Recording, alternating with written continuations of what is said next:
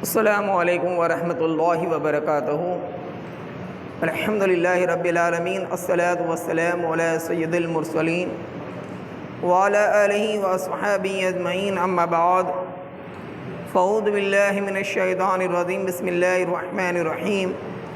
ان اللہ وملائکتہ یصلون علی النبی یا ایھا الذین آمنوا صلوا علیہ وسلموا تسلیما۔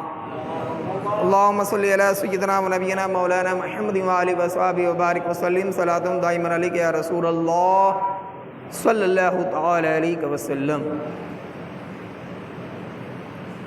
29ویں پارے کی الحمدللہ تلاوت ہوئی ہے اور آغاز سورہ ملک سے ہوا ہے، جس کو تبارک الذی بھی کہتے ہیں۔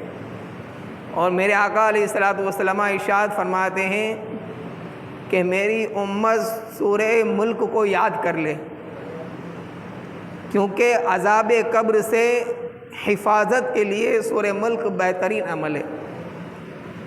اور روزانہ راتوں عشاء کی نماز کے بعد سورہ ملک کی تلاوت کے عادی بن جائیے، عادت بنا لے۔ اس کے بے شمار فائدے ہیں، اور اللہ تبارک و تعالیٰ نے اپنی قدرت کا ذکر کیا کہ مالک ہے وہ ملک کا، اور پھر اس کے بعد کہاں موت اور حیات۔ اب میں آپ سے ایک سوال پوچھوں کہ پہلے زندگی ہے کہ پہلے موت؟ بولیے، پہلے زندگی ہے یا موت ہے؟ ماشاءاللہ، قرآن کہہ رہا ہے پہلے موت پھر حیات۔ اب یہاں جتنے اندر بیٹھے ہیں، جتنے باہر بیٹھے ہیں، 10 سال کا بچہ یا 25-30 سال کا نوجوان یا 50 سال کا آدمی یا 70 سال کا آدمی، یہ ابھی حیات میں ہے۔ اب اس سے پوچھے، 10 سال کے بچے سے پوچھو کہ 10 سال پہلے تو کیا تھا؟ حیات تھا کیا ہو؟ اگر ابھی 25 سال کا ہے تو 25 سال پہلے حیات تھا کیا؟ اگر ابھی 80 سال کا ہے تو 80 سال پہلے حیات تھا کیا؟ تو وہ کہیں گا نہیں، تو پہلے موت ہے پھر حیات ہے۔ یعنی اس دنیا کو ہمیں حیات کی زندگی نہیں سمجھنا ہے، حیاتی کی زندگی آخرت کی ہے، موت کے بعد حیات ہے۔ یعنی یہاں تو وقت گزاری کا ہے، پیریڈ ہے، ٹائم پروری پیریڈ ہے۔ ہمیشہ کی زندگی، حیات کی زندگی تو وہ ہے۔ اس کا ذکر سورہ ملک میں آیا۔ پھر سورہ قلم کی تلاوت ہوئی ہے، جس کو سورہ نون بھی کہتے ہیں، اور اس کے اندر اللہ کے نبی صلی اللہ تعالی علیہ وسلم کے گستاخ کے 10 عیب بیان کیے گئے۔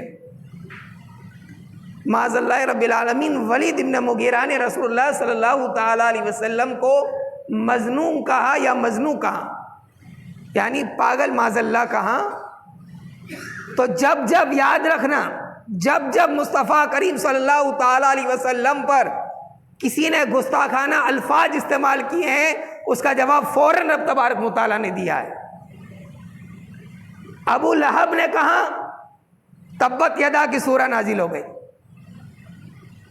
ایک کافر نے رسول اللہ صلی اللہ تعالی علیہ وسلم کے جب بیٹے کا انتقال ہوا تو کہا کہ معاذ اللہ رب العالمین، آپ ابتر ہو گئے، یعنی آپ کی نسل بیٹوں سے کٹ گئی معاذ اللہ رب العالمین۔ تو اللہ تبارک و تعالیٰ نے سورہ کوثر نازل کیا اور کہا ہے محبوب، جو آپ کو ابتر کہتا ہے وہ خود ابتر ہے۔ اب آپ مجھے بتائیے، پوری دنیا میں ابو جہل کی اولاد ملیں گی؟ ابو لہب کی اولاد ملیں گی؟ نہیں، لیکن مصطفیٰ کریم صلی اللہ تعالیٰ علیہ وسلم کی اولاد میں اللہ تبارک و تعالیٰ نے وہ برکت رکھی ہے کہ ہر محلے میں تمہیں ایک سادات ضرور ملیں گا، ایک اہل بیت ضرور ملیں گا۔ تو جہاں جہاں بھی رسول اللہ صلی اللہ علیہ وسلم کی گستاخی ہوئی ہے، اللہ تبارک و تعالیٰ نے اس کا جواب دیا ہے۔ تو ولید بن مغیرہ نے جب مجنون کہا یا مجنون کہا تو اللہ تبارک و تعالیٰ نے سورہ قلم کے اندر اس کے 10 عیب بتائے، اور اس میں ایک عیب ایسا تھا جو پوشیدہ تھا، وہ تھا کہ وہ جانی الولد تھا، یعنی حرام کی اولاد تھا، وہ اللہ اکبر، حرام کی اولاد تھا۔ جب اس کے تک یہ بات پہنچی تو اس نے کہا جو دوسرے عیب ہے وہ تو سب مجھ میں پائے جاتے ہیں، لیکن یہ جو حرام کی اولاد کا ہے وہ تو میری ماں کو ہی پتہ ہوگا۔ تو وہ گھر گیا، اپنی ماں کو پچارا اور سینے پہ پیٹ کر کہا کہ سچ بتاؤ میں مغیرہ کا بیٹا ہوں یا اور کسی کا۔ تو اس کی ماں نے کہا کہ اگر تو جائز اولاد ہوتی تو میرے سینے پر نہ بیٹھتا، میں ایک چرواہے کے عشق میں فدا ہو گئی تھی اور اس کے ساتھ میری بدکاری ہوئی اور اس سے تجھے تیرا عمل ٹھہرا اور بعد میں مغیرہ سے شادی ہوئی، تو حرام کی اولاد ہے، مغیرہ کا بیٹا نہیں ہے۔ تو یہاں سے کیا پتا چلا کہ جو گستاخ نبی کرتا ہے، جو رسول اللہ کی گستاخی کرتا ہے، وہ کہیں نہ کہیں اپنی ولدیت کو چیک کر لے، کہیں نہ کہیں اپنی ولدیت کو چیک کر لے، کہیں نہ کہیں اس کے باپ کا نام و نشان نہیں ہوگا۔ یہ میں نہیں کہتا ہوں، قرآن کہہ رہا ہے۔ اور جو نبی کی گستاخی کرے اس کا جواب دینا یہ قرآن نے سکھایا ہے۔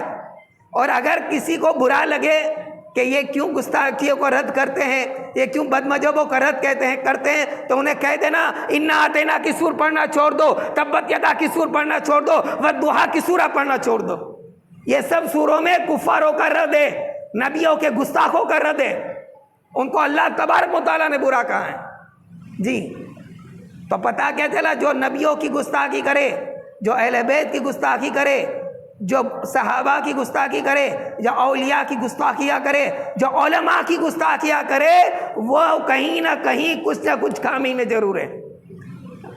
پیور حلالی ہو ہی نہیں سکتا، وہ پیور حلالی ہو ہی نہیں سکتا، کیونکہ جو پیور حلالی ہوں گا وہ تو وفادار ہوں گا، وہ تو وفادار ہوں گا۔ تو یہ سورہ قلم کے اندر ان تمام باتوں کا ذکر آیا ہے، ولید بن مغیرہ کا رد آیا ہے۔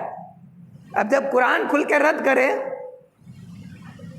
اللہ تبارک و تعالیٰ کی سنت ہے، اللہ تبارک و تعالیٰ کی سنت ہے گستاخ نبی کا رد کرنا، اللہ کی سنت ہے جی۔ اور اس کے بعد سورہ جن کی تلاوت ہوئی، سورہ مزمل کی تلاوت ہوئی، سورہ مدثر کی تلاوت ہوئی، ہے نا۔ اور یہ تو شان مصطفیٰ سورہ مزمل اور مدثر میں بتایا گیا۔ بہرحال مختصر یہی کہنا ہے کہ ہمیں قرآن کو صرف پڑھنا نہیں ہے، سمجھنا ہے۔ پڑھنے اس کا کیا مطلب ہے؟ آج ہم پڑھ لیتے ہیں، فٹ فٹ سن لیتے ہیں، اثر نہیں ہوتا۔ کیوں نہیں ہوتا؟ اس کا فائدہ نہیں ملتا۔ کیوں نہیں ملتا؟ وجہ یہی ہے کہ ہم قرآن کو سمجھ نہیں رہے۔ چاہے رمضان ہو، رمضان کے بعد ہو، ہر وقت قرآن کو سمجھنے کی کوشش کیجیے۔ اللہ تبارک و تعالی ہمیں نیک عمل کی توفیق رفیق عطا فرمائے۔ استغفر اللہ ربی من کل ذنب واتوب الیہ، لا الہ الا اللہ محمد رسول اللہ صلی اللہ تعالی علیہ وسلم۔ آج رکوع کا مسئلہ سنیے۔ ہم نے قیام بھی بتا دیا، قرات بھی بتا دیا، اب اس کے بعد آتا ہے رکوع۔ رکوع میں گھٹنوں کو پکڑنا ہے، سب سے پہلے یہ سن لینا، گھٹنوں کو پکڑنا ہے اور اس طرح اپنی پیٹھ استھر رہے کہ اگر اس کے اوپر پانی کا گلاس بھر کے رکھ دیا جائے تو وہ بھی نہ گرے۔ کچھ لوگ ایسے گھٹنوں کو ایسے کر لیتے ہیں، کچھ تھوڑے ادھر کھڑے رہتے ہیں، نہیں۔ اور ہاتھ کو ایک دم 5 انگلیوں 4 انگلیوں کو ملا کے نہیں رکھنا ہے، رکوع میں اس طرح انگلیاں رکھنا ہے تاکہ تمام انگلیاں الگ الگ رہیں، تمام انگلیاں الگ الگ رہنی چاہیے۔ اگر ایک طرف تمام انگلیاں رہیں گی، ایک طرف انگوٹھا رہیں گا تو یہ سنت کے خلاف ہے، یہ سنت کے خلاف ہے۔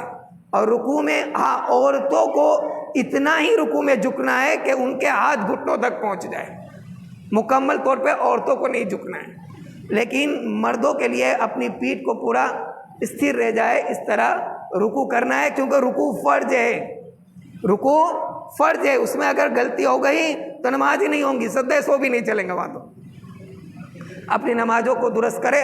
اللہ تعالیٰ ہم تمام کو نیک عمل کی توفیق عطا فرمائے۔